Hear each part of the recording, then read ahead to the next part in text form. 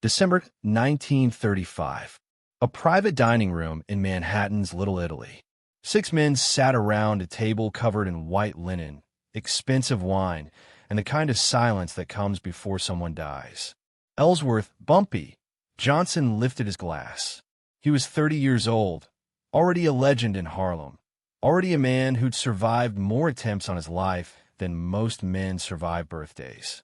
Across from him sat Charles Lucky Luciano, the most powerful crime boss in America, watching him with eyes that had seen 1,000 betrayals. The food arrived. Veal piccata, linguine, fresh bread, still warm from the oven. Bumpy took one bite. Then he stopped. He didn't gasp. He didn't clutch his throat. He didn't reach for water or push back from the table.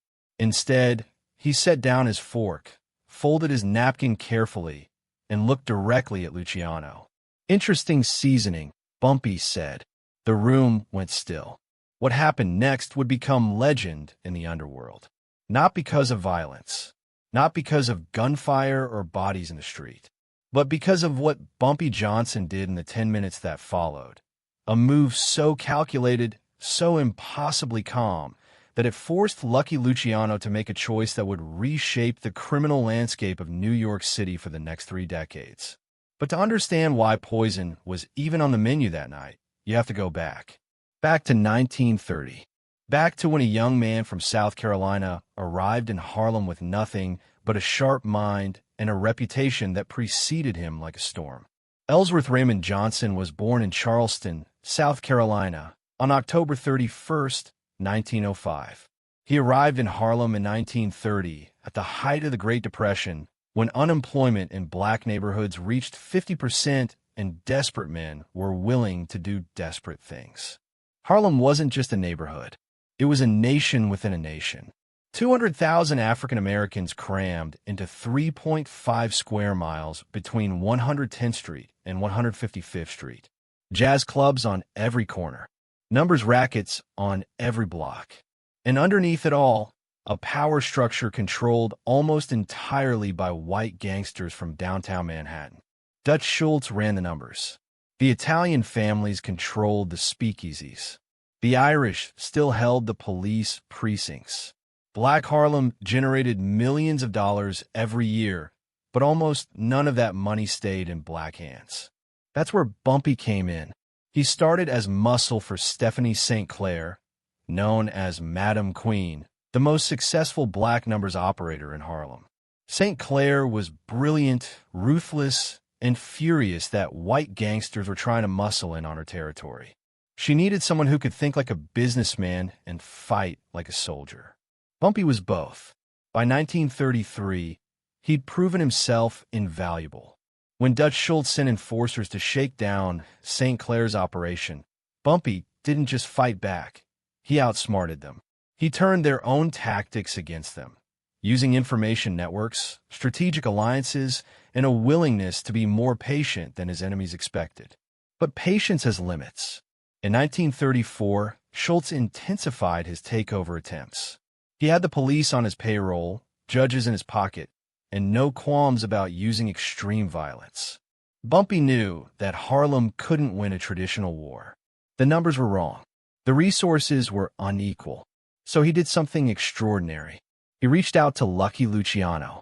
Charles Lucky Luciano was 38 years old in 1935 and arguably the most powerful organized crime figure in American history.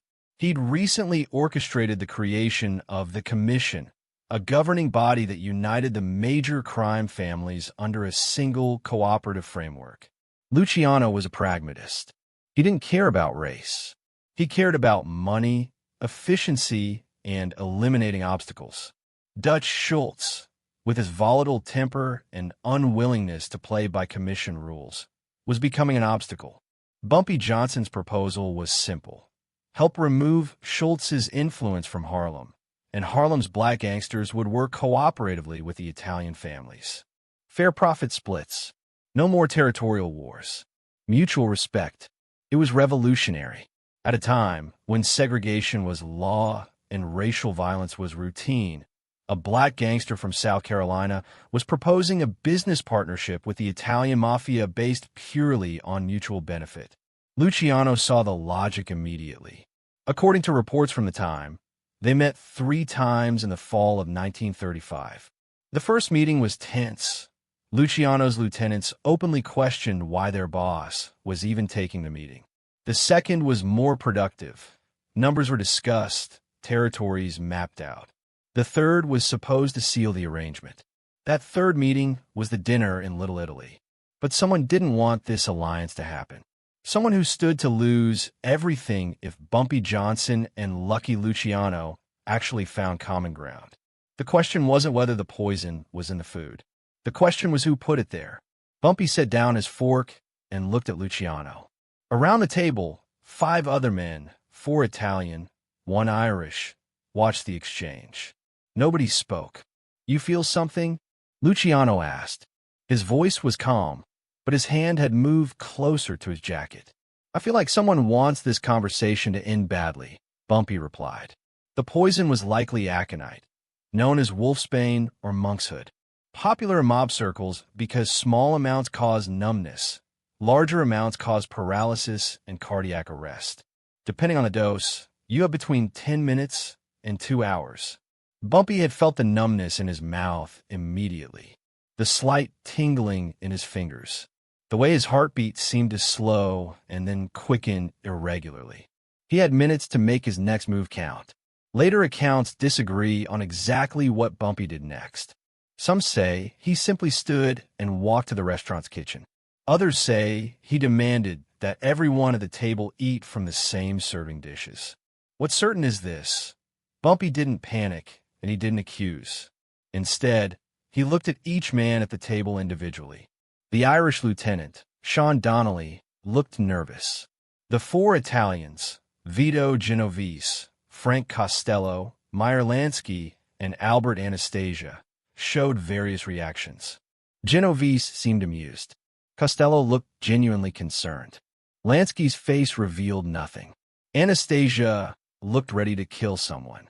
Luciano watched Bumpy, like a chess player watches an opponent who just made an unexpected move. "If I die tonight," Bumpy said slowly, "Dutch Schultz will be blamed. The papers will say he poisoned me during a peace negotiation. Your commission will look weak. Harlem will go to war. And everybody loses." It was brilliant. In one statement, Bumpy had reframed the situation. This wasn't about whether he survived. It was about what his death would mean politically. But, Bumpy continued, "If I walk out of here alive, we can still make this work. And whoever did this gets to explain themselves later." Luciano stood. He walked to the kitchen himself, returned with a bottle of milk and raw egg whites, a known folk remedy for certain poisons, though medically questionable. He set them in front of Bumpy. "Drink," Luciano said. Then he turned to his men. "One of you wants to tell me something?" Nobody spoke. What happened in the next 6 minutes has never been fully documented, but witnesses later reported seeing Bumpy Johnson walk out of that restaurant 30 minutes after the dinner began, visibly ill but alive. Luciano walked out with him. They stood on the corner of Mulberry Street talking for another 20 minutes while Bumpy's driver waited with the engine running. 3 days later, Dutch Schultz was shot at the Palace Chop House in Newark, New Jersey. He died the next day, October 24th, 1935. The commission had voted. Schultz was too unstable, too dangerous to the new order.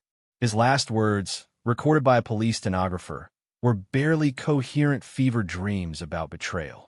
But that's not where the story ends, because whoever poisoned Bumpy that night was still out there. And in the world of organized crime, attempted murder doesn't get forgotten. In January 1936, Bumpy Johnson took control of the Harlem Numbers rackets under an arrangement with the Luciano family. It wasn't a takeover. It was a partnership. Profits were split 60-40, with the larger share going to the Harlem operators. Protection was guaranteed. Police harassment decreased dramatically. It was unprecedented. For the first time in New York City's criminal history, black gangsters operated with the explicit backing of the Italian Mafia, not as subordinates, but as partners. Stephanie St. Clair retired from active operations. though she remained a powerful figure in Harlem until her death in 1969. She reportedly told friends that Bumpy had done what she never could, forced respect through sheer force of will and strategic thinking. But the question of who poisoned Bumpy lingered. Frank Costello, who became one of Bumpy's closest allies in later years, reportedly told an associate in 1948 that the poison had been meant as a test. If Bumpy panicked or accused without proof, he wasn't smart enough to be a partner. If he died, the alliance died with him and nobody would be blamed directly. But if he survived and handled it correctly, which he did, he'd proven himself worthy of respect. Other historians dispute this account, suggesting Vito Genovese had acted alone, trying to sabotage Luciano's growing power by eliminating a key alliance. Genovese was known for ambitious power plays and would eventually betray Luciano in 1946, leading to Luciano's deportation to Italy. A third theory involves corrupt police officials who wanted to see both Bumpy and Luciano dead or weakened, hoping a gangland war would give them justification for major crackdowns. The truth probably died with the men who were in that room. But what matters is the outcome. If you're enjoying this deep dive into real criminal history and want to see more untold stories about the figures who shaped America's underworld, hit that subscribe button. We're just getting started. From 1936 to 1968, Bumpy Johnson ruled Harlem with intelligence, discipline, and surprisingly progressive social policies. He financed local businesses, paid for children's educations, and enforced a strict code. No drugs sold to kids, no violence in schools, no preying on working families. He was a gangster, yes, but in a community abandoned by legitimate power structures, he became something else, a protector, an employer, a symbol. He was arrested more than 40 times, but served only 2 significant prison sentences. The first was 1951 to 1963 at Alcatraz for drug conspiracy. The second was cut short by his death in 1968.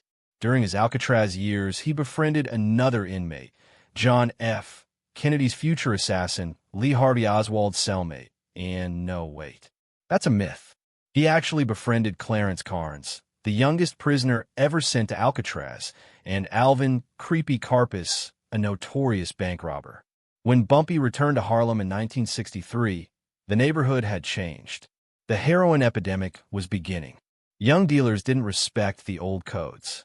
Frank Lucas, who would later claim to be Bumpy's protege, was starting to make moves. Bumpy tried to adapt, but he was 58 years old in a young man's game. The world that had made sense to him, where agreements meant something, where territory was respected, where even criminals operated by rules, was disappearing. On July 7th, 1968, Bumpy Johnson collapsed at Wells Restaurant on Lenox Avenue. He was having breakfast with a friend when he clutched his chest and fell. The official cause of death was a heart attack. He was 62 years old. Thousands attended his funeral. Store owners closed their shops. People lined the streets. The New York Times ran an obituary calling him the most notorious gangster in Harlem. But in Harlem itself, people called him something else, Mr. Johnson. Always with respect. Always with the title. Lucky Luciano, who had been deported to Italy in 1946 and never returned to America, reportedly sent flowers. They arrived with no card, no message. Just white roses, dozens of them. So what actually happened that night in December 1935? How did Bumpy Johnson survive poison and turn a murder attempt into a power-consolidating moment? The medical answer is probably simpler than legend suggests. Bumpy likely didn't receive a lethal dose, either because the poisoner hesitated, made an error, or intentionally dosed him sublethally as a warning. The tingling and numbness could have been psychosomatic, a reaction to suspicion rather than actual poison. Or it could have been a small dose of something meant to sicken, but not kill. The historical answer is more complex. Bumpy's calm reaction did something crucial. It prevented an immediate violent response that would have derailed the alliance before it began. By staying composed, by reframing the situation politically rather than personally, he demonstrated exactly the kind of strategic thinking that made him valuable to Luciano's commission. That dinner wasn't just about survival. It was an audition. And Bumpy passed. The partnership between Bumpy Johnson and the Luciano crime family lasted, in various forms, until Bumpy's death in 1968. It created a template that other black gangsters would follow. Nicky Barnes in the 1970s, Frank Lucas in the same era, even later figures in the 1980s and 90s. But none of them had Bumpy's combination of intelligence, patience, and raw nerve. None of them sat across from the most powerful gangster in America, knew they'd been poisoned, and used that moment to negotiate rather than retaliate. In the end, that's the real story. Not the poison itself, but the response. Not the violence threatened, but the violence avoided.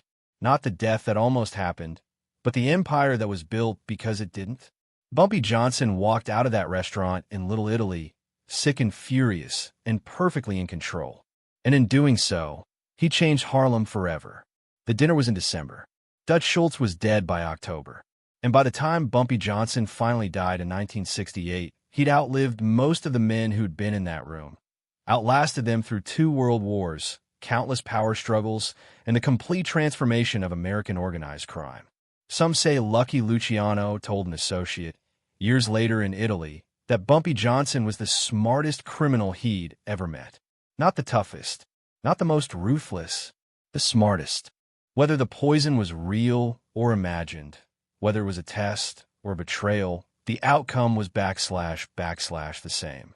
Bumpy Johnson turned a moment of weakness into a demonstration of strength. And that's the move that shocked Lucky Luciano.